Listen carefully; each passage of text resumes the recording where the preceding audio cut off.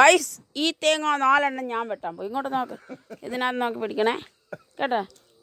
എന്നെയും കാണണം, തേങ്ങയും കാണണം, തേങ്ങയും കാണണം.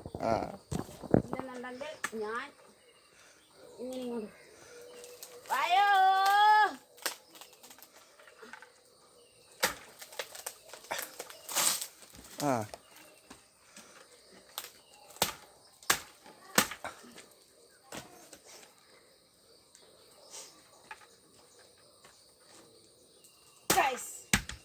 ഒന്ന് രണ്ട്